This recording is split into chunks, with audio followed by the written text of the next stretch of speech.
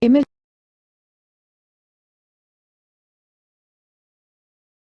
Cover. Insert. Title page. Copyright. Chapter 4 Siege. Chapter 5 Ains dies. Chapter 6 Gunner and Archer. Chapter 7 The Hero Who Saves the Country. Epilogue. Character Profiles. Afterward. Yen Newsletter. Image description. Book title page. Siege 1. The end of winter was still far off, and the air was cold. But thanks to copious amounts of body hair, a certain creature felt none of the chill. His shiny black fur and the clothes he wore provided more than adequate protection from the elements.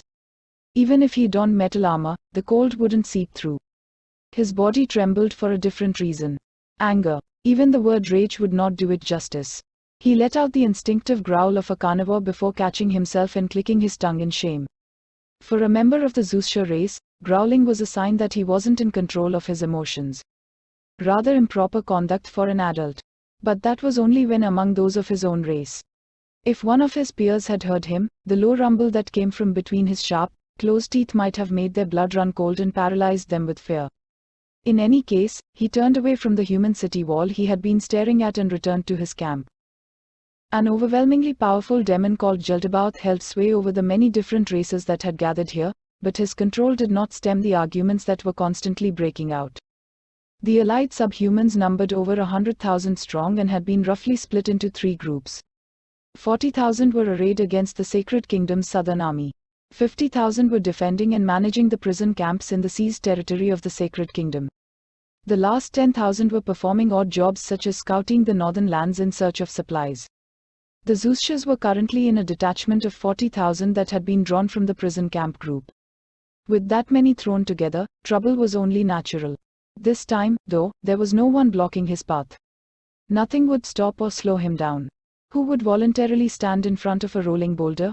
No one here had the mental fortitude to disturb him when he was this determined. Advancing as if strolling across an empty meadow, he soon spotted a tent up ahead that was grander than all the rest. There were subhuman soldiers at the entrance, but they weren't for guard duty. They were simply standing by in case the one inside needed errands run. In other words, they were gophers. The soldiers gave way, shuddering in fear.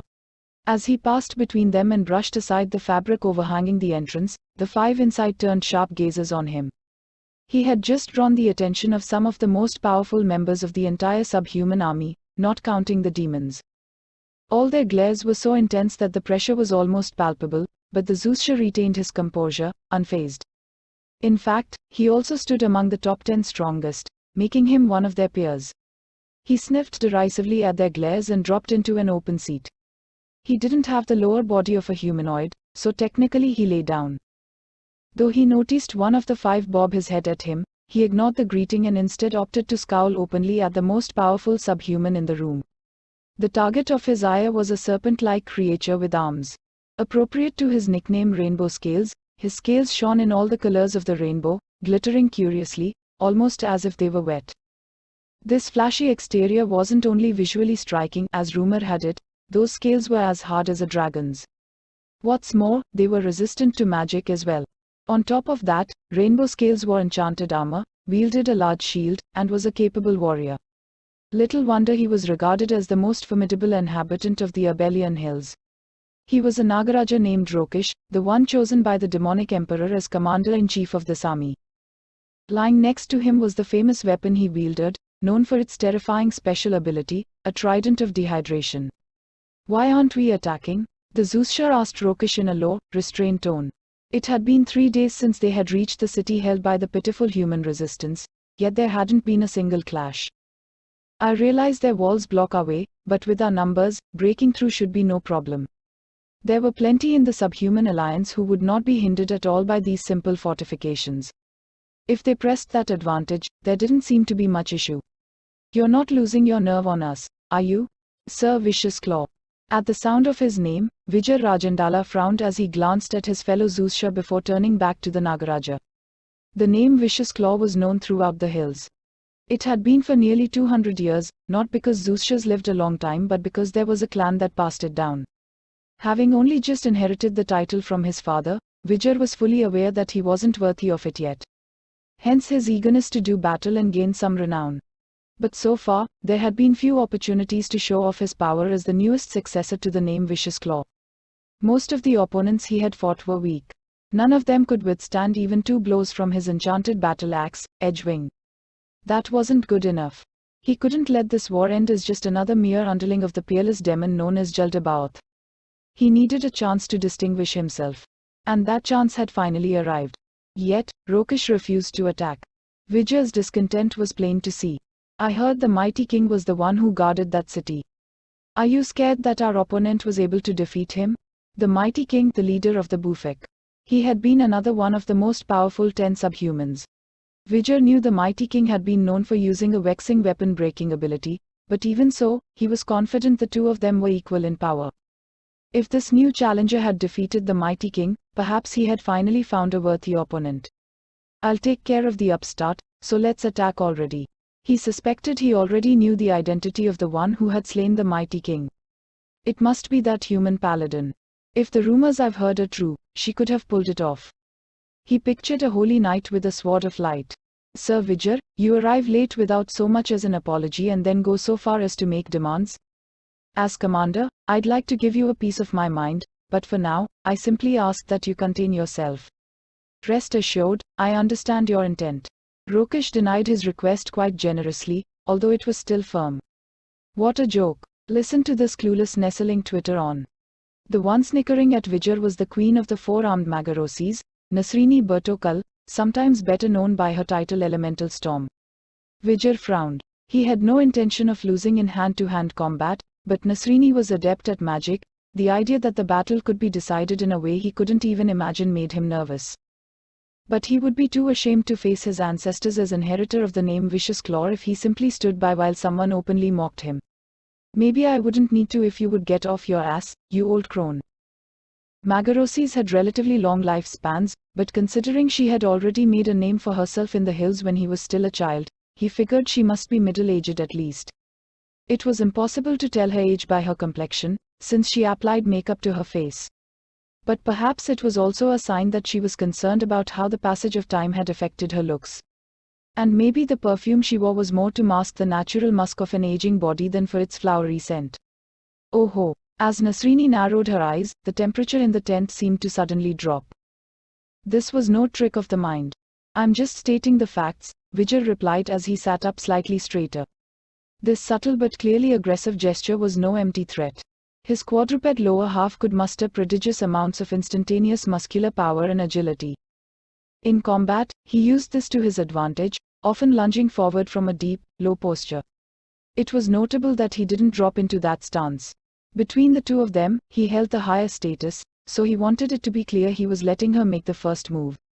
True or not, there are certain things that you simply shouldn't say. I think you need a lesson in how to properly treat a lady, nestling, and that's a job for someone older and wiser. Rokish headed off the volatile situation. Would you two cut it out?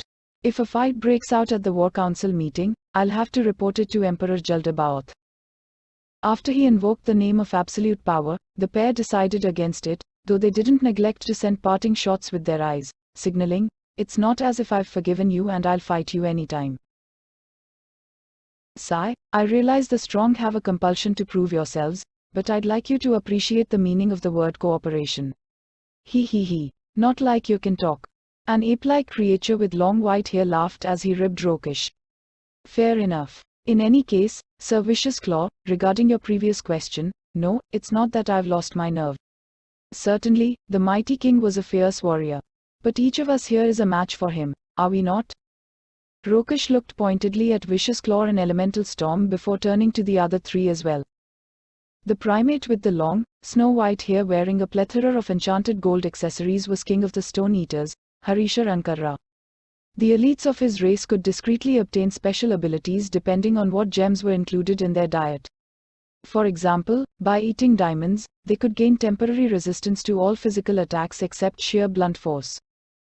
Normally, it was possible to hold only 3 of these attributes at once, but Harisha could possess many more. For that reason, he was considered a different variety of Stone Eater. Then there was the Authoress General who had greeted Vijay when he joined the meeting. The one clad in armor covered in ornate carvings and bearing his equally splendid helmet and lance lying next to him was Hector Vizeth Alagara, The acknowledgement he offered earlier was due to the Orthrus race's alliance with the Zeus, not recognition of Vijay's personal strength. That was why it had bothered him. Still, that was no excuse to come to blows with Hectorvizeth. Certainly, Vijay would win if they got into it, but Hectorvizeth was known for more than his own strength. He was a famous general who had been victorious despite being outnumbered 10-1. It was clear who held the advantage in any fight that involved leading troops. Any boasts Vijay could make about his individual martial prowess would just seem pathetic, knowing that he was often at a loss about how he should interact with this Orthrus. Finally, there was another Zeus, who had stayed quiet, Muirpraksha. Known by the epithet Black Iron, he was an accomplished ranger often likened to a shadow slipping through the darkness. Though rangers were rare among the physically blessed Zeus who usually relied on brute force in battle, Muir used his terrifying skills as an assassin to approach stealthily, launch a surprise attack, and quietly finish off his enemies before they had a chance to respond. Once he targeted someone, his iron will never faltering, he would end them without fail, hence the nickname. Vijay didn't think he would lose, but a fight against any one of them would be no easy win. And as for the reason we are not attacking, it's because of the order I received from Emperor Jaldabaoth at Liman. What, really? The reason Vijay asked was because out of the 40,000 who had been gathered to form this assault force, only Rokesh had spoken to Jaldabaoth directly. Once the others had been called to the city of Karansha, preparations were made, and all that remained was waiting to move out. Jaldabaoth kept teleporting between multiple cities, so there hadn't been any further contact from him. Emperor Jaldabaoth said to give the humans occupying the city a few days. Why should we do that? Asked Vijay. To make them afraid. There aren't even 10,000 of them. If we only count the few who can fight, then the number goes down further. Meanwhile, all of us are battle-hardened. I can only imagine how terrified they must be. I see, our emperor is truly terrifying. He. Yes, exactly. But I do understand how you feel, Sir Vijay. How much longer until their time runs out? Well, he left the number of days up to us. That said, though we have 2 months of food, we shouldn't give them too much time. And the prisoners have to be managed, too. The huge number of prisoners was currently being supervised by a mere 10,000 subhumans. Though they were stronger than humans individually, numbers had a strength all their own. If any kind of mass disturbance occurred, they most likely wouldn't be able to contain it. That's right. Which is why I've gathered us here to make the final decision. I propose we attack in 2 days and finish this once and for all. Any objections? No one objected. Good. Then we'll attack after 2 more days. Continue observing until then. It seemed extremely unlikely, but there was a non-zero chance that the enemy moved first. Should we finish off the humans we brought with us? Some subhumans ate humans, and those races liked their food fresh. Zeus weren't particularly fond of human meat. They preferred beef. But if it was a choice between beef jerky and fresh human meat, most would choose the latter. Meanwhile, Elemental Storm made a sour face.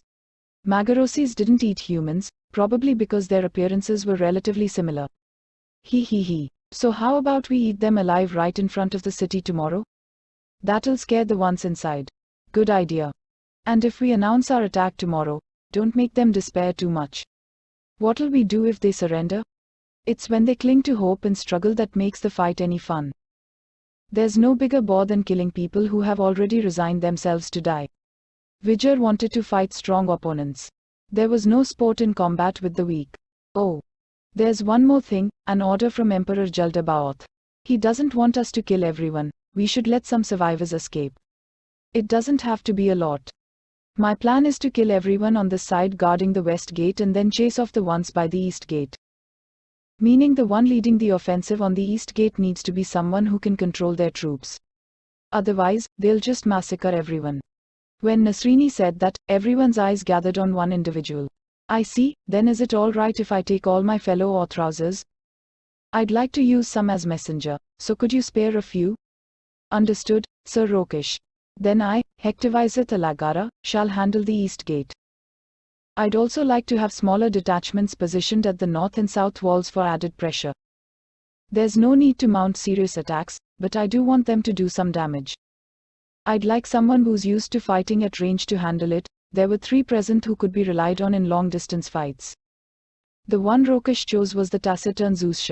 Sir Muirpraksha. Understood, he replied sulkily. The rest of you will focus on the west gate.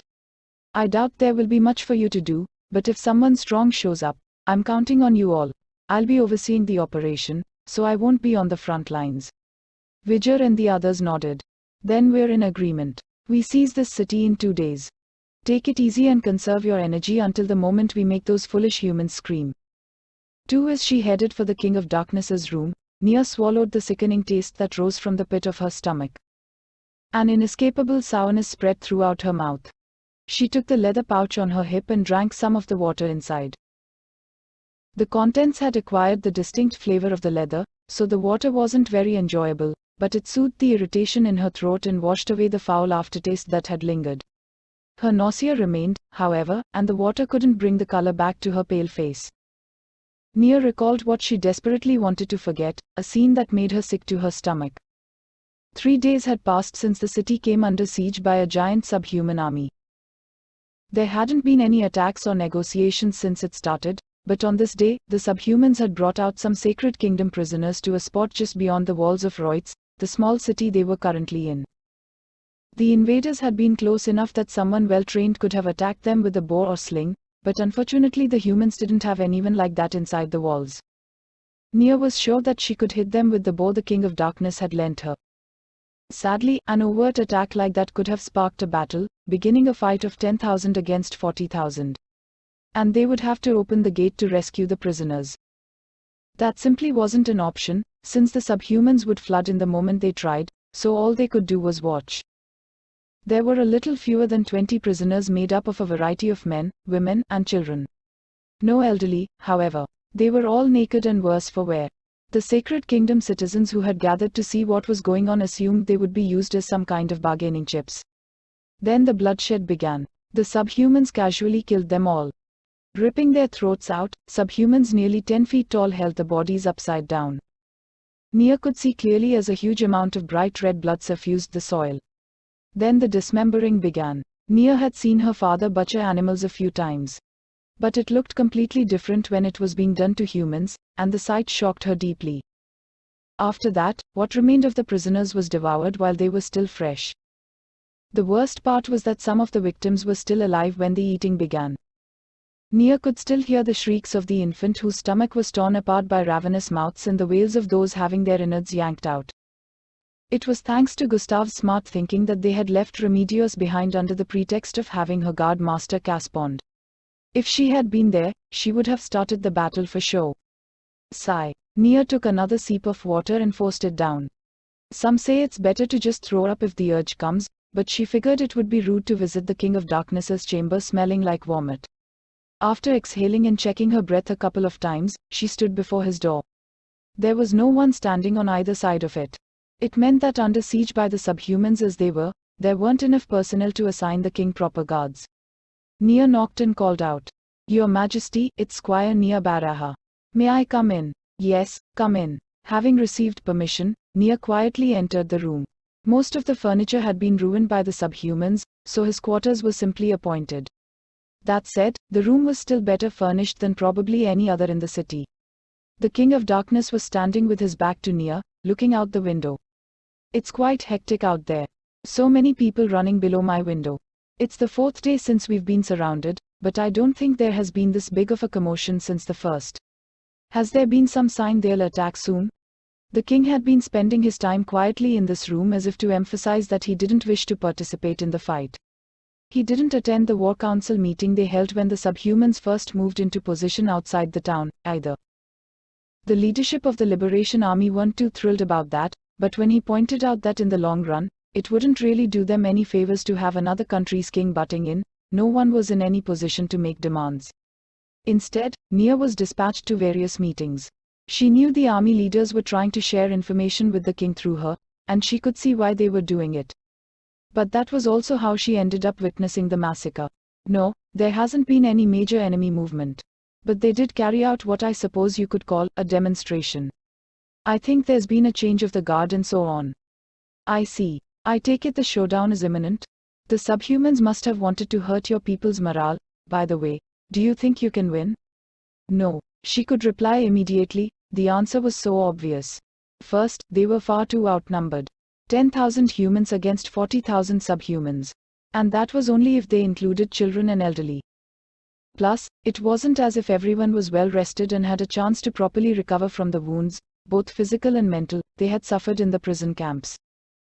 Common wisdom said that the defenders held the advantage in a siege, but that didn't apply when both sides were never evenly matched to begin with. It was practically pointless to compare subhumans to ordinary, run-of-the-mill humans, considering how fragile they were. The only ones who could put up a decent fight against subhumans were paladins, priests, and the career soldiers known as servicemen, but naturally they didn't have many of those. Against a subhuman army of 40,000, their pitiful numbers would be as powerless as splashing water at a fire dragon's breath. But was it actually impossible for them to win? Not necessarily. Even without the trump card of the King of Darkness, it was possible for one person to repel the enemy. If there weren't any extraordinary subhumans in their ranks, then the Sacred Kingdom's most powerful paladin, Remedios Custodio, could probably sweep away 40,000 of them. At least if fatigue and sustaining critical hits weren't taken into account. But there was no guarantee that there wasn't a warrior as powerful as Remedios in the attacking army. If anything, it was more likely for there to be one present. Nier remembered mighty King Bassa, who had ruled this town previously. He had fallen like a sack of trash before the King of Darkness, but that was because the king was simply that much more powerful. Overwhelmingly so. No matter how Nier tried, she would never manage to win against someone like that. There could easily be another subhuman lord just as strong as the Sacred Kingdom's strongest paladin, and maybe even stronger. To Nier, that much power couldn't even be measured accurately. And in reality, fatigue couldn't be left out of the equation, either. Not even the strongest warrior was immune to fatigue. It was possible to recover temporarily with magic, but the problem wouldn't go away indefinitely. If the enemy attacked Remedios while she was still exhausted after slaughtering an army of 10,000, it would only take an average strength subhuman to defeat her. Numbers were truly powerful, but if there was a way to negate that, Nier's gaze moved to the great king whose back was still turned to her. An absolute power, an overlord, a being who transcended this world. The King of Darkness, Ainzo Allgaun. He was their only hope. Captivated by the sight of his regal back, Nier realized she hadn't answered his question and blurted out a response. I am not sure. Her voice came out a bit louder than intended because she was flustered. Blushing, she reverted to her regular volume. All we can do is give it our best shot. The king seemed not to notice her distress and followed up with another question. I see. And is there any new information about the enemy? Or if Jildabaoth is present? Nothing has changed from the other day. We haven't spotted him among their ranks. Then sorry, but it would be difficult for me to aid in the defense. We'll be in trouble if I don't recover the mana I've used. We need to consider the fact that he may be aiming to strike when I'm low. Of course, everyone understands your position on this matter, Your Majesty. Once someone reported they had spotted a demon that seemed like Jildabaoth, but when Nier said she would confirm, she was suddenly told that it was probably a mistake. Judging by the mood during that meeting, it was clear the members of the War Council had conspired while Nier wasn't present to attempt a ruse by feeding the king false information. These guys who would lie to another country's king just because they detest undead are completely devoid of good faith. Even trapped like this, shouldn't we conduct ourselves with pride when we engage with someone deserving of respect? How do you think the subhumans are likely to move? Well, up until today, they were only at the west gate, but they've split their forces and maneuvered a smaller group to the east gate. It might be in preparation for the coming battle. So they've had enough time to build a siege weapon? Well, I suppose we can say that's a good thing. Mostly because they didn't try to starve you. Nier wasn't sure if the current situation was good or not, but it was true they had no recourse if the enemy chose to let them wither on the vine. The surrounding area consisted mostly of featureless, flat land. Sallying out would just end with an instant, crushing defeat. Holding the city wall against an assault, considering the number disparity, would still only make it a little more of a fight. Of course, that was simply a change from overwhelmingly bad odds to fairly bad odds. It might be because they have no way of knowing how much food we have, but more than that, they probably don't think this minor city will be very hard to take. They did overcome that wall we saw when we entered the Sacred Kingdom, so it makes sense that these fortifications seem like nothing to them. If you put up a good enough defense to the point where the subhumans feel like they're losing the advantage, they'll switch to starvation tactics. Then things will get really tough. It was like he was saying that what lay beyond this unwinnable battle was the true battle. Your Majesty, what do you think will happen next? How will things develop from here? I don't know any better than you. Frankly, being besieged like this may very well be checkmate. You should only hole up if you know you have reinforcements coming. Or if your opponents have a time limit for some reason. But we are solidly in enemy territory. Merely holding the city doesn't help your chances very much. We did send the nobles who were imprisoned here to the south, so the chance of reinforcements isn't exactly zero. That's what she said, but she knew they couldn't count on getting any substantial aid.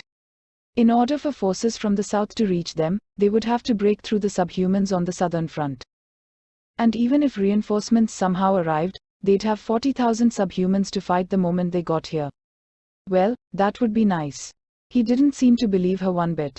Well, why would he? The only way to get through this without a single casualty would be, Nia dismissed the idea that came to mind unbidden. The King of Darkness came to this land to fight Jaldabaoth. Making him use up his mana and lower his chances of victory would be unforgivable. It'll take a while before I can use the teleportation I used on the orcs, but the one I was using to return to the Nation of Darkness occasionally is still available. I could probably move a few dozen people, but you probably can't choose. You probably don't want to. I'm glad you understand my feelings, Your Majesty. She thought maybe she should have him take Caspond away somewhere, at least. But at the same time, she wondered if that would really be a good idea. The king of another country was braving the battlefield to confront a horrifying demon. Meanwhile, here were the leaders of her country, asking him to help a man of royal blood escape. She could hardly imagine anything more shameful. As Nia was preoccupied with these musings, the king turned around for the first time since she had entered the room. The red flames in his vacant orbits were facing her directly. At first, those eyes had scared her, but now that the initial shock had gone away, she actually found them rather striking. This is what I think, Miss Baraha. You clashing with the enemy here is a result of the foolishness your higher-ups invited. A single squire can't overcome that. Have you considered pursuing your own interests? If you like, my nation would accept you. Training to be a paladin, you could make use of your skills there, too, I'm sure. Nia hesitated, unsure how to respond. Though she was incredibly moved by his worry for her, the thought of what she would lose if she accepted his offer made her tremble with fear. The sacrifices her parents must have made for the sake of the kingdom.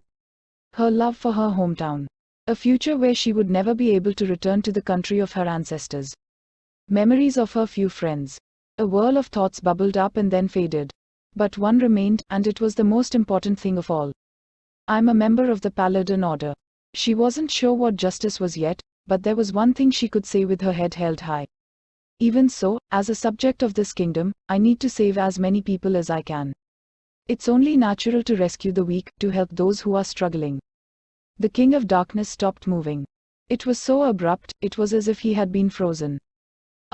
With that murmur, he put a hand to his chin. Apparently, what Nia said had affected him.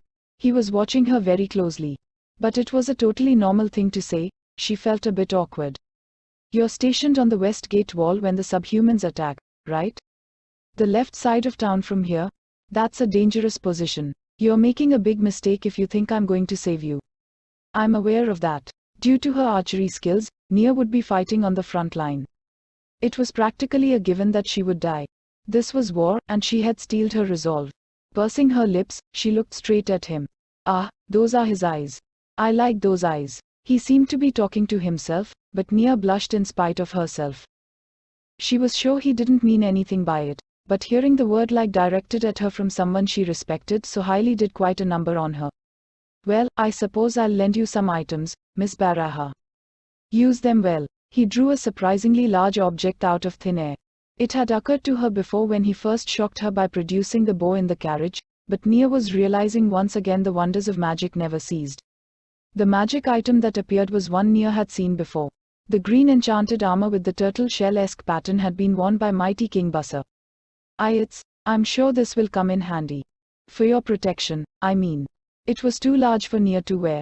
In fact, it wasn't human size at all. But from what she knew about magic armor, she figured it would work out. Refitting normal armor would require smithing. And there was a limit to how much modification could be done. Frankly, resizing something this drastically would normally be impossible. But magic armor was different. If no special conditions were needed to equip it, just about anyone could wear it. There wouldn't be any major changes in its functionality, but it would conform to fit the user. Theoretically, it was perfectly feasible to create a thumb-size suit of armor and later equip a giant with it. That said, the durability of the armor still depended on the amount and quality of materials used. If the armor was originally the size of a ring, its enchantment would not be even half as effective, making it weak against magic or corrosive attacks, and it would succumb easily to gear-breaking abilities. The world simply wasn't that convenient and lacked such obvious loopholes. If nothing else, she was sure that Buser's armor was very durable after seeing how large it was despite no one wearing it. I have 3 other things for you. The King of Darkness handed them over. This crown, these gauntlets, and this necklace. They don't overlap with anything you have, do they? No. I didn't have any enchanted items to begin with. Excellent. Then I'll briefly explain what they do. The crown of psychic defense was fairly self-explanatory. It protected the user's mind from attacks with attributes such as charm or fear. The only catch was that while it completely nullified incoming magic, it did nothing against special abilities.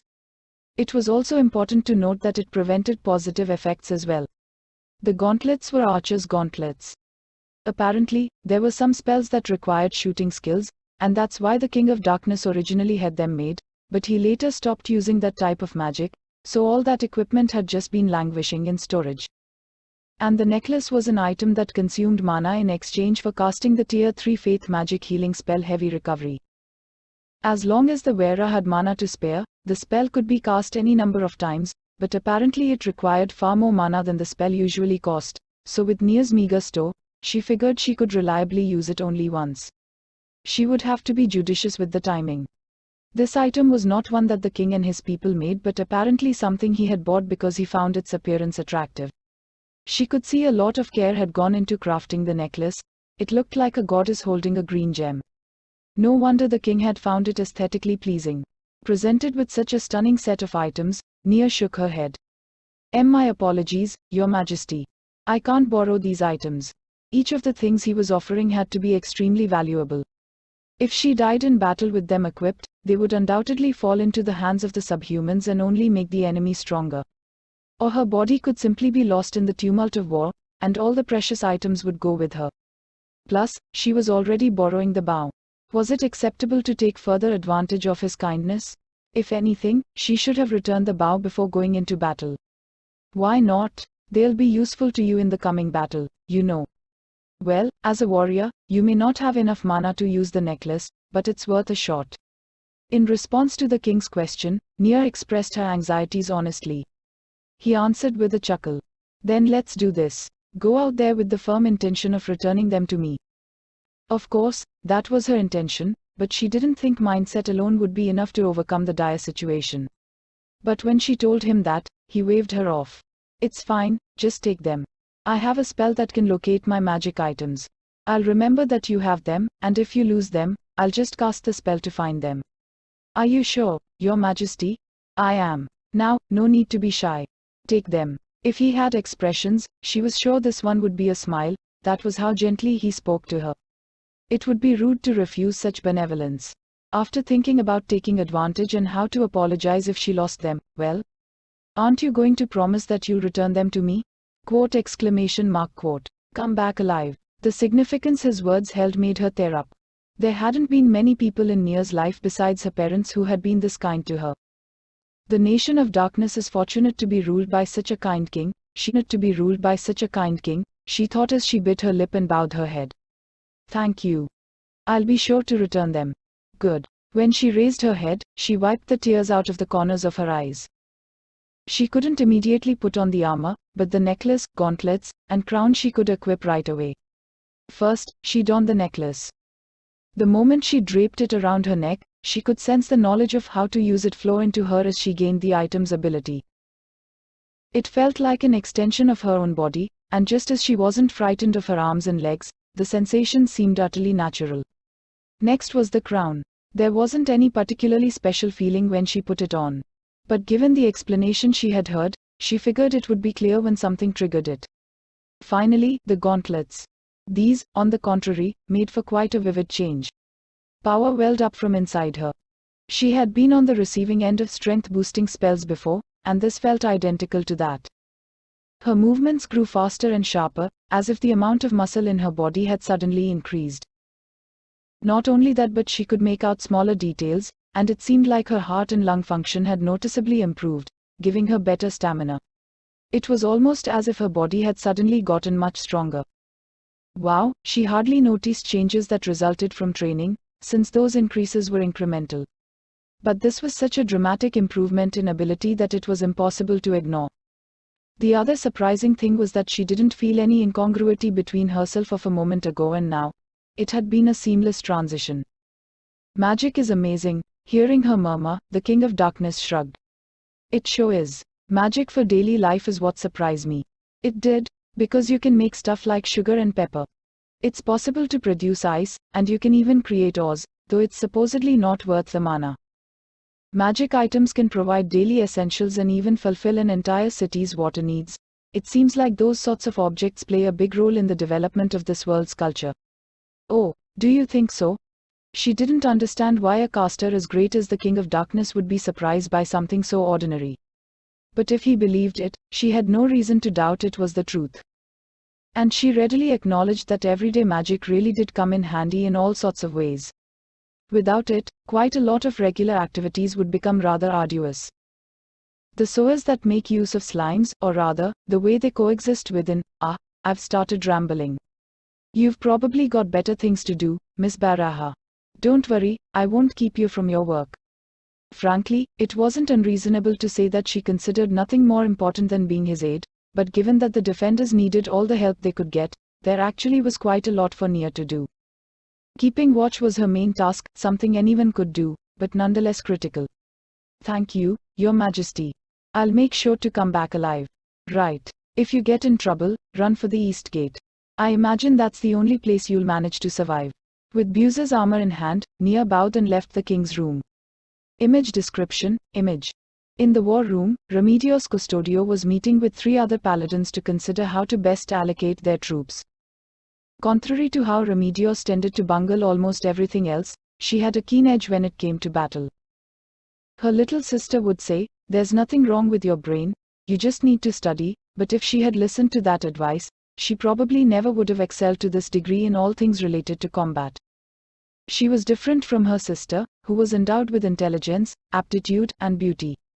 We have 10,000. Estimates put our opponents at 40,000. Victory conditions are either holding out until reinforcements arrive from the south or forcing the enemy army to retreat. Maybe if there were 10 of me, we would have a chance. If the members of the 9 colors, chosen for their strength, had been present, the defenders might have been able to put up a decent fight, but the reality was harsh. For any chance of buying time, we need to counter the enemy's first attack in a way that will deal major damage. That should put them on guard and give us a little breathing room. The enemy shouldn't have any way of knowing the true size of our force. There was also serious consideration given to the idea of launching a preemptive strike. That would involve concentrating their troops at the East Gate and sallying out to annihilate the enemy forces there in one fell swoop. After that, they could shift to the West Gate. But the outcome of any attack was clear. Such a plan would no doubt end in failure. They wouldn't be able to defeat the small detachment of enemies in the east before the enemy's main force breached the West Gate, which would mean the fall of the city. The disparity in numbers was a real problem. In order to win, they had to find a way to close that gap.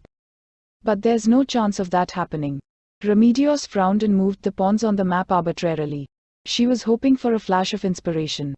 But no path to salvation revealed itself. Any good ideas, guys? Well, after listening to the other paladins' proposals, rejecting them, asking for more, and repeating that cycle, everyone had run out of ideas. A heavy silence had descended on the room when there came a knock at the door. To Remedios, it felt like being saved by the bell. "So this is where you were, Commander." The one who had entered was her deputy Gustave Montañez. His timing couldn't have been better. Everyone else in the room seemed to feel the same way, given how their gloomy expressions brightened slightly with hope. "Yes, and you've come at a perfect moment. I want you to give me your thoughts on the situation." She jerked her chin toward the map of the city spread out on the table. He glanced in that direction briefly and seemed to quickly grasp what she was getting at after a moment. "If I have any, I'm more than happy to offer them all. But before that, I have a few things to get your thoughts on, if you don't mind. Why would I mind? Go ahead. Very well, Gustav lowered his voice slightly. To be frank, there's been an inconvenient development. Some of the citizens are requesting that the King of Darkness participate in the battle. The King of Darkness was not planning to fight this time. He needed to recover the mana he had expended, and they were still on guard against the possibility that Jeldabaoth was scheming to force him into using more here. Her sister, Kelet, recovered mana in a day, so the former reason didn't sit right with Remedios. But when the king said it was problematic to compare the amount of mana he had used retaking the city with the same amount a human had, everyone else accepted the explanation, so she didn't bring it up again. As there had been priests present, she had no reason to think otherwise if everyone else found it reasonable. The latter reason, meanwhile, was one Remedios could heartily agree with. Who could say whether Jeldabaoth was hiding within the subhuman army? They had brought the king here to fight Jeldabaoth. Remedios would be happy if they took each other out, but it wasn't as if she wanted the king to lose. It made sense for her, even though she absolutely hated the undead, to make sure he could fight at full power. The few nobles in the city offered to pay what they could, a sum that made even Remedios's eyes bulge, if the king would participate in the battle despite his protests, but he still refused. Well, what's the problem? We already know that he won't be fighting. Just be upfront with the people. Commander, I can't tell them that. If we're unlucky or not even, there's a chance that this will set off something much worse. Why? She couldn't understand. What was the problem with him not participating? Gustav frowned in reply to her innocent question. The people who witnessed us retake the city saw that what's impossible for the paladins on their own is easily within the realm of possibility if the king is helping. She really didn't see what he was getting at. It's not a pleasant thing to admit, but it's true, right? What's the problem? The key point is they trust the King of Darkness more than they trust us. If they find out the person they believe to be the strongest one present isn't participating in the defense of the city, morale will drop like a rock.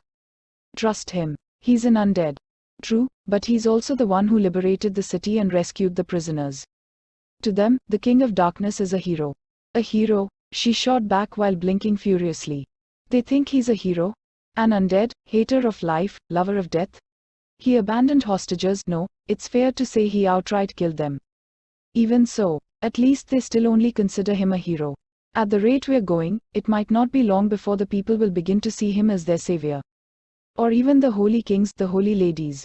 Remedios grimaced. I've said this countless times, but Holy Lady Kalka is being held prisoner somewhere. I'm sure of it. After the battle with Jeldabaoth, there were paladins and priests strewn all over, but Kelet and the Holy Lady were nowhere to be found. If they really were dead, there would have been no reason to take the corpses. He must be planning to use them as hostages. I beg your pardon, Commander, but we're at the point that the Holy Lady may have trouble governing. What do you mean? We allowed the wall to be breached and were on watch when the subhumans poured over our borders. There will be those who wish to serve an absolute ruler who can guarantee them protection. But he's an undead. I'm repeating myself, but that doesn't matter. He is the one who rescued them from their suffering. Remedios could not accept this point. He wasn't the only one fighting. We were there under the Holy Lady's banner, weren't we? Yes, we were. We and the citizens all fought. But even taking that into account, if the king achieves further successes, he will only rise in popularity, and I fear many will welcome him as their new ruler. What? Remedios shouted. Why would that happen? Who would consider him not just a hero but superior to the Holy Lady? What are you even saying, man? But from the people's point of view, how could anyone in their right mind think that about an undead? Do they know how hard the Holy Lady has worked, the sacrifices she's made to make them happy? The people, please, Commander. How can I stay silent? Tell me how, Gustav. Are you being serious right now? Swept up in a torrent of violent emotion, Remedios pounded her fists on the table. A living legend herself, she struck with prodigious force. Her blow was so powerful that it tore clean through the table, sending only what she touched flying to the ground. The strange deformation, looking like a giant had pinched the edge of the table and pulled, spoke volumes to her fury. Commander, please calm down. We know how great and compassionate the Holy Lady is. There's no way an undead could compare. But we know that because we were close to her. Are you a buffoon? Just because they never had an audience with her doesn't mean people would respect an undead from another nation more than the leader of their own country. You're jumping to conclusions, Commander, he practically shrieked. The King of Darkness is the monarch of another nation and an undead, but he freed them from their pain. That was something that the Holy Lady couldn't do for them. After Gustav shouted all that in a rush, the only sound that filled the room was his panting. What do you guys think? When Remedios quietly addressed the other paladins in the room, they exchanged glances. Then one of them answered after summoning up the courage to speak. We certainly don't think of the King of Darkness as a hero. But we were aware that there are some commoners who feel that way. Then another spoke. Many people know he took the city with the help of only one other, on his own, really. And as word of mouth spreads the story to people who didn't witness the fight, he's only becoming more lionized. And another. It's true that the King of Darkness came on his own to the aid of a country in crisis that isn't even an ally or friend. If you ignore the fact that he's an undead, it's quite a heroic thing to do. It seemed Remedios was the only one who couldn't accept the truth. Knowing that, what was the right way to answer Gustav's question? Certainly, if a hero refused to participate in battle, morale among the defenders would drop, and it could lead to a serious issue developing if the people were left to wonder why. The enemy outnumbered them 4-1. Considering the mental stress of standing against that army with those odds, perhaps getting upset was only natural. Then if the king becomes a villain, we'll have killed two birds with one stone. What if we told the people he had no intention of helping us anymore? Such a lie would be quite damaging, said Gustav. The mental state of the people is like a dam ready to burst. If they learned the truth at some point and realized we had deceived them, there would be no coming back. But we could tell them in a way that it wouldn't be a lie. If the people consider it a lie, that's what it'll be, no? Then we just have to prevent the king from ever meeting them. If a riot broke out and someone asked explicitly to meet him, would you kill them? I don't want to do that. Gustav heaved a sigh. We're out of moves. The King of Darkness has already done too much. It wouldn't have come to this if we had been able to take back the city on our own. In the worst case, the country might actually split. If the King of Darkness was to declare this land to be an enclave of his nation, who would be able to stop him? This country belongs to the Holy Lady and the people who live here, not to some undead.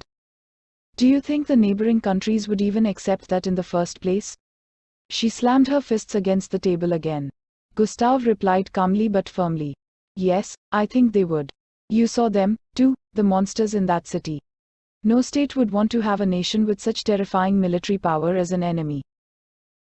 To them, it would be smarter to turn their backs on us as we slip from power, and if he claimed an enclave in our lands, that would mean the nation of darkness would have to split its forces to defend its new holdings, which many of the surrounding countries would see as advantageous.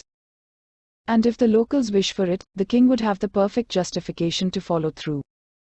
You mean they'd rather be part of an undead country than one that can't protect its people, sir? Gustav nodded and answered the paladin's question. That's exactly what I'm saying. Tell me, Gustav, was it a mistake for me to bring him here?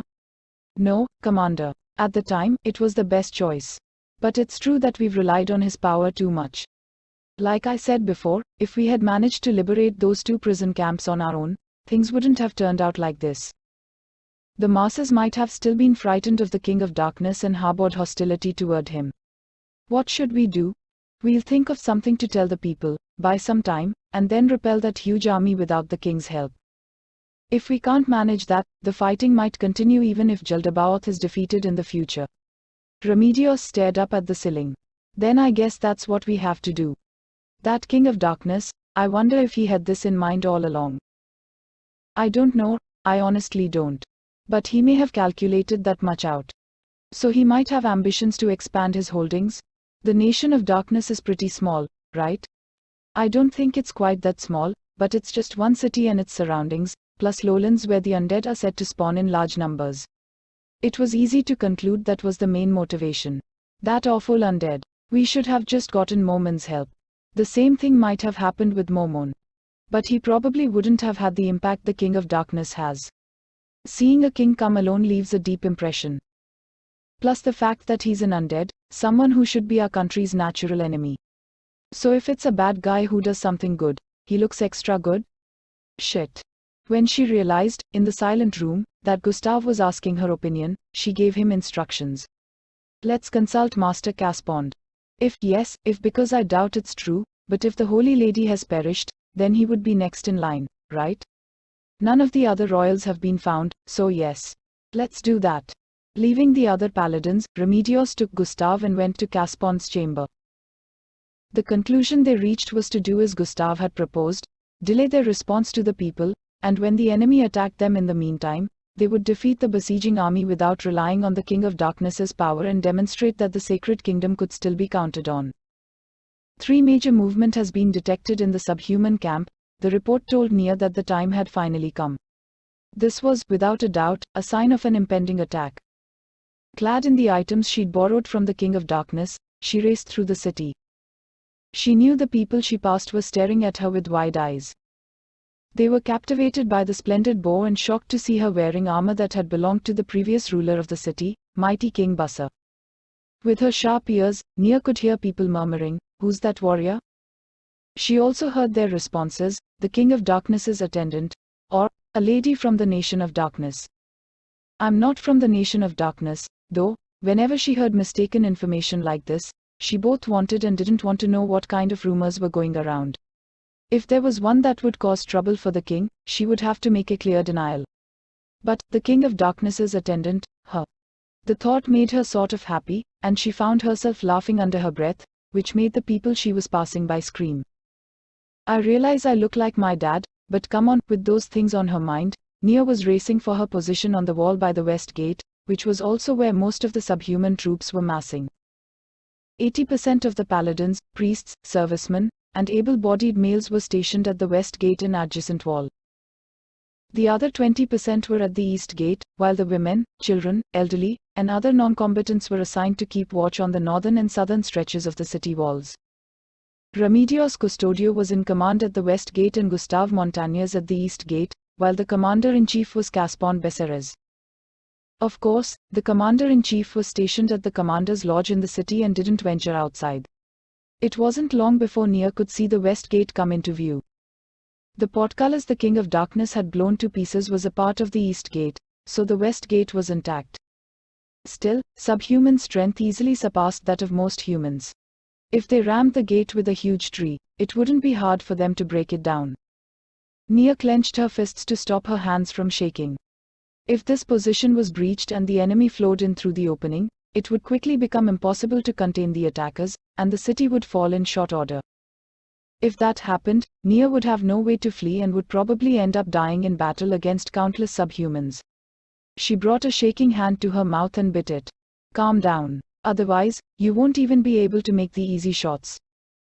The magic item the King of Darkness had lent her would guard against magic attacks that targeted her mind, but it couldn't help her with the fear that came from within. Still, if she wasn't wearing it, she probably would have been even more terrified. Feeling the throbbing in her bitten finger, she entered the tower that was on the left when looking out from the city and bounded up the stairs leading to the top of the wall 2 at a time. Coming from her meeting with the King of Darkness, Nia was the last to arrive, it seemed, with permission from her superiors, of course, so no one would complain. The many citizens who had been gathered to defend this location were already there. As she was about to hurry to her designated position, the paladin in charge of the west gate's left flank stood in her way. "The King of Darkness doesn't seem to be here." For a moment, Nia looked at the Holy Knight's face in confusion. She had told her superiors he wouldn't be participating in this battle. For the paladin to bring this up now, did that mean he hadn't heard? But Nia realized right away that wasn't the case. He must have harbored a shred of hope the king would change his mind at the last minute and come. Nia studied the army of subhumans arrayed outside the city. There were over 30,000 of them, but their overwhelming presence made it seem like there were more. Up against an army like that, she could understand the temptation of hoping the peerless King of Darkness would show up. Honestly, she felt the same, but His Majesty isn't coming. This is the Sacred Kingdom's fight. The paladin hesitated for a moment.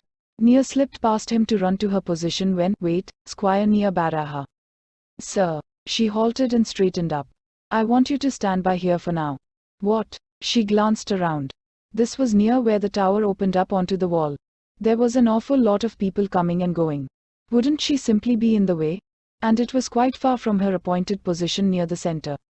May I ask why? Is there something you need me to do? No, it's not that, just, there's a bit of an issue, Squire Baraha, you're to stand by. Got it? Okay, she didn't understand, but he must have had a reason. Otherwise, he wouldn't put a soldier with proper training in a place like this when the battle could start anytime. Was my assignment changed? Like they want me to snipe the enemy commander or something? It's easy to tell at a glance that the bow the King of Darkness lent me is high-quality equipment, so maybe they want to keep me in reserve as a sort of trump card? Understood. How long shall I wait? And where should I stand by? Until the enemy attack begins, I guess. And for the position, you want me to cut it that close? Yeah, this is weird, Nia was thinking, perplexed, when several militiamen came up the stairs carrying a huge pot. It was probably food for those already standing by on the wall. She could tell from how much they were sweating despite the cold that they had already made several trips, a matter of course when there were hundreds of mouths to feed.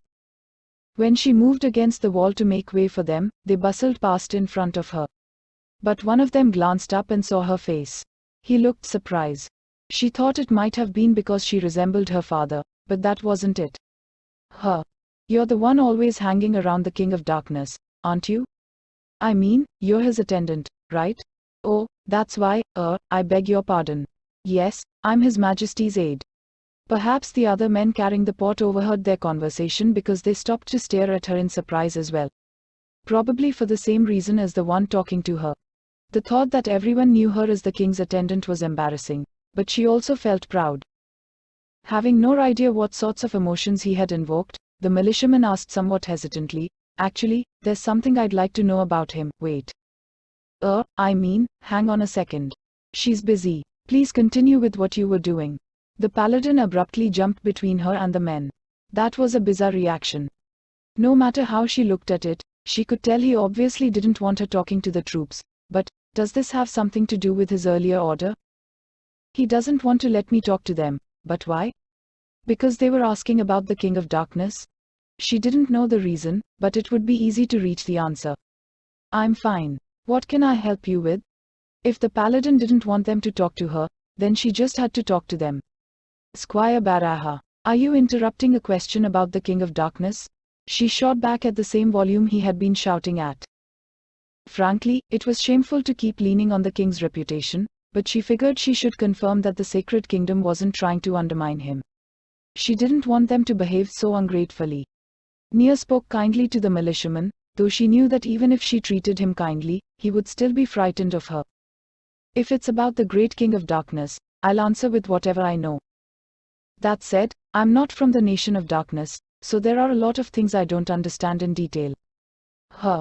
But I thought you, milady, came from the Nation of Darkness. No, I'm a squire of the Sacred Kingdom's paladins. What, really? Yes. And I'm not a lady or anything. A storm of chatter ensued. Looking around, she saw that everyone stationed on the wall had turned to watch them, perhaps drawn by her shouting match with the paladin. It was a rather awkward situation, but since the King of Darkness had come up, she couldn't let it end embarrassingly. She puffed out her chest, thinking she might as well let all the soldiers hear. The paladin, for his part, seemed to have realized he couldn't suppress the dialogue anymore and simply glared at her in irritation. Then first of all, I think that armor is the same armor the boss of the goat monsters was wearing. Did you defeat him? No. The King of Darkness slayed mighty King Bassa with a single magic spell. The crowd marveled. Mixed in were comments like, that monster? With one spell? Nah, he really took the city on his own, from all those subhumans. Whoa, I might be in love, and he's not like the undead I know. Maybe they were whispering to one another or murmuring under their breath, but with Nia's sharp ears, she could hear them. It really felt good to have other people respect him as much as she did. It made her especially happy that they shared her feelings despite knowing he was an undead. His Majesty's actions do mean something. There are people out there who understand.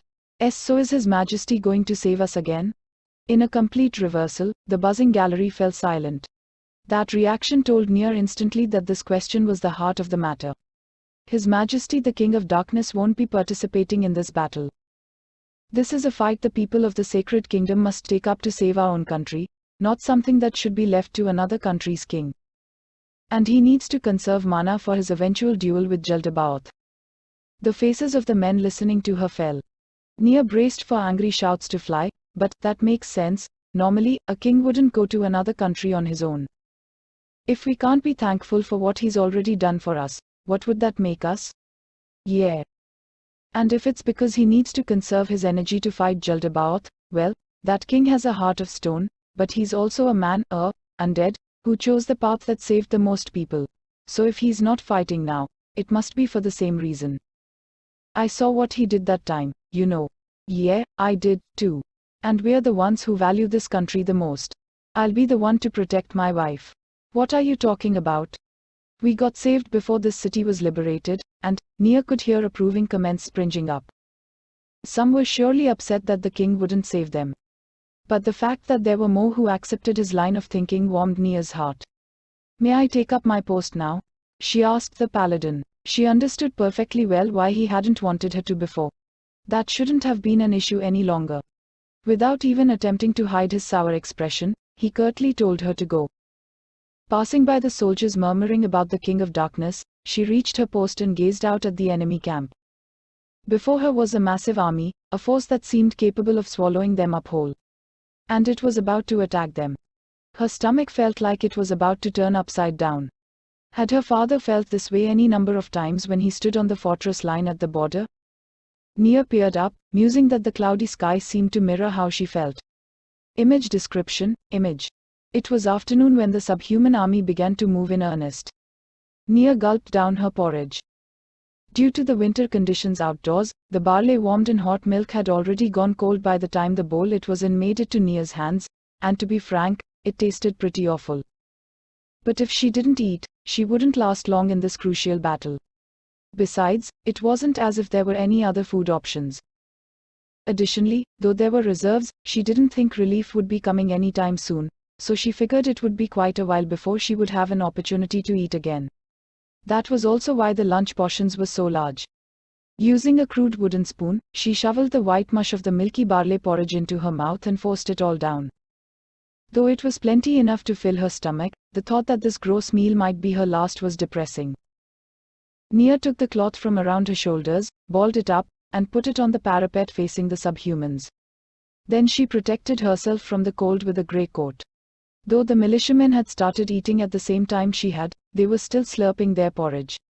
Everyone had downcast faces. There couldn't be anyone who found that flavor particularly pleasant. But there was nothing to be done about it. And the porridge probably wasn't the only reason they looked so gloomy. Their mood wasn't being dragged down by their food but the subhumans who were beginning to stir. Faced with the violence of overwhelming numbers, it was impossible to feel anything approaching hope. And the former prisoners who had already endured so much suffering at the hands of the subhuman conquerors were branded with a distinct fear. It was not surprising that the stress made many of them lose their appetite. What would His Majesty the King of Darkness do in this situation? Would he have given a rousing speech to boost morale? Or laughed it off? Nia couldn't imagine what sort of heroic action he would take. But even if she could have, she wouldn't have been able to replicate it. She was neither a hero nor a king. And these guys probably wouldn't want to be subjected to Nia's attempts to lift the mood. Besides, a certain amount of tension could work in their favor. The most important thing was that despite their dark expressions, they didn't appear to have given in to despair or seem like they were ready to break and flee. They had whatever it was that made a person a determined soldier. The reason for that was a story that some people, who seemed to be liberated prisoners, had spread about the King of Darkness. Word had traveled like the wind through the militia stationed on the wall. A story about the difference in the value of lives. The people who learned secondhand that the king had killed hostages along with their captors wore a uniform look of disgust. A heartless thing to do, typical of an undead, many thought. But the people who had been there argued they were wrong. Even the great, matchless King of Darkness said he would end up losing everything, too, if he encountered someone with more power than him. Nia remembered it. He had seemed terribly human with his determined resolve that even carried a hint of tragedy. It was indescribably persuasive, backed by an intense drive to protect what was important to him. And it made everyone remember what would happen to the people important to them if this battle was to end in defeat. Their will to fight was strengthened by the powerful resolve to never again let their loved ones suffer so hellishly. Could His Majesty have known back then that this was how things would turn out? Without those words to steel the people's resolve, the army might have given up before the battle even began and collapsed. Nia had only seen the Holy Lady once. She knew hardly anything about her personality or abilities. But she could already declare that the King of Darkness was superior. No, perhaps of all those known as kings, the King of Darkness was supreme. In the nation of darkness, the people are ruled by an undead, and I felt sorry for them, but they might be happy. Unable to say the words aloud, Nia rolled them around on her tongue. It wasn't something she could let anyone hear her say. Just then, enemy advancing. All those assigned to defend this location, prepare for battle. A voice in the distance shouted. Everyone inhaled the rest of their porridge and took up their positions. When the army of more than 10,000 moved all at once, the air itself shook, and it almost seemed to make the wall sway. Nia felt as though the pressure of their advance alone threatened to crush her. And amid the clamor of the earth-shaking march, Nia could pick up the hoarse shrieks of militiamen with her sharp ears. Their morale was flagging. But there wasn't anything Nia could do about that, and she wasn't high-ranking enough to try even if she did have an idea. Nia's sole role was to barrage the enemy with arrows as soon as they were in range. Since the city's liberation, any moment she wasn't occupied attending the king she spent on training with her bow.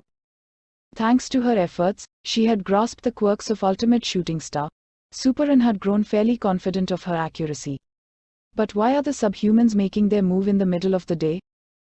They would have had the advantage if they attacked at night. Do they have a specific goal in mind?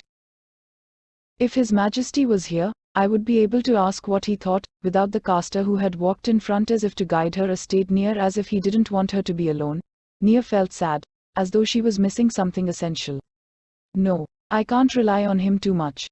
I need to stand on my own 2 feet. Anyhow, I may not know what it is, but the subhumans must have some reason for attacking during daylight.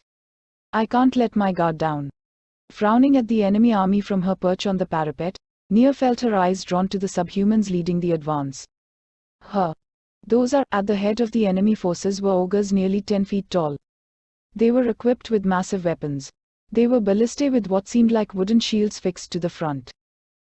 The size was appropriate considering how massive the ogres were, but they were probably large enough to make them useful as siege weapons. Normally they would be set up and fired from a stationary position, but these ogres were carrying them in their hands. There was a whole row of them. Had they plundered some city and modified them so they could be fired from a standing position? At the sound of a giant drum, the ogres readied their ballistae. Then the wall shook with undeniable force. In some places, the parapet even crumbled a bit. Luckily, it didn't seem like anyone had been killed, but that was the only silver lining. The huge bolts that had struck the parapet would probably more accurately be described as lances. Thick missiles that seemed longer than Nia was tall had been launched at high speed at the city wall, driving deep into the stone. At this point, they could be considered only siege weapons. There was a mere handful of humans in the whole world who could take a hit from one of those and still live. She saw the ogres readying their second volley. Crap, Nia scowled. The ogres were too far away. Given the poundage of her bow, her arrows would probably make it. Unfortunately, the energy of her shots would have greatly decreased by the time they reached their targets. What's more, she hadn't been able to practice hitting targets at such a range while cooped up inside the city. Since it was an unfamiliar distance, she wasn't confident she could reliably land a killing shot between the wooden shields of the ogres. It wouldn't have been strange for a city of this size to have its own ballistae, but the Bufek who had been in charge until the other day had destroyed them all, and there was no timeline for their repair. At this rate, the only way they could crush the ballista unit would be to open the gates and engage in a field battle, but that would be the height of folly. That meant they had no choice but to stay on the receiving end of these uncontested attacks. All we can do is take shelter, but then we won't be able to stop the assault. What kind of strategy will our superiors come up with? For the moment, all the subhumans were doing was shooting, but if the soldiers fell back from the wall, the subhumans would surely advance and occupy it. Once the enemy took control of the wall, the fall of the city wouldn't be far off. By that point, the attackers would only need to hold the stairs leading to the wall and push their way through the remaining soldiers to open the gate, welcoming the main force into the city. All they had to do was muscle through each step in order. There was no way for the humans to stop them. It would be chaos within moments, and even Remedios wouldn't be able to last once she was surrounded on all sides. At that point, the people's only choice would be to abandon the city and flee south, with Nier and the other survivors serving as a rearguard.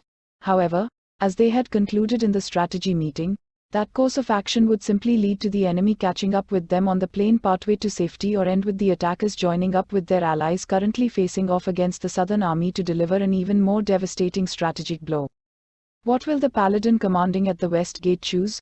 Retreat, or a battle of attrition where we fight to the bitter end? As those thoughts occupied Nier's mind, the enemies loosed their second volley. The lance-like bolts slammed into the wall, causing another large jolt. It surely wasn't her imagination that this felt more severe than the first impact. At the same time, she heard an indecipherable cry. Ogoboa. When she turned toward the source, a horrific scene filled her eyes. One of the bolts had pierced the parapet and skewered the soldier taking cover behind it. Bloody froth poured from his mouth. After twitching for a few moments, he crumpled like a rag doll. Actually, he couldn't crumple because he was pinned by the thick bolt like an insect specimen, so his limbs just went slack. What a horrible way to die. Several people screamed. Nier squeezed the necklace the King of Darkness had lent her and bit her lip. That was a fatal wound. There was no saving him, even with healing magic. One militiaman could die without compromising the integrity of their formation. But the death sent out ripples of intense fear. The reality that I could be next, that this wasn't merely someone else's problem, triggered survival instincts all along the line. Many were trembling. Under Divine Flag. Under Divine Flag worked on everyone within a certain radius centered on the caster. At that point, the people's only choice would be to abandon the city and flee south, with Nier and the other survivors serving as a rearguard. However, as they had concluded in the strategy meeting, that course of action would simply lead to the enemy catching up with them on the plain pathway to safety or end with the attackers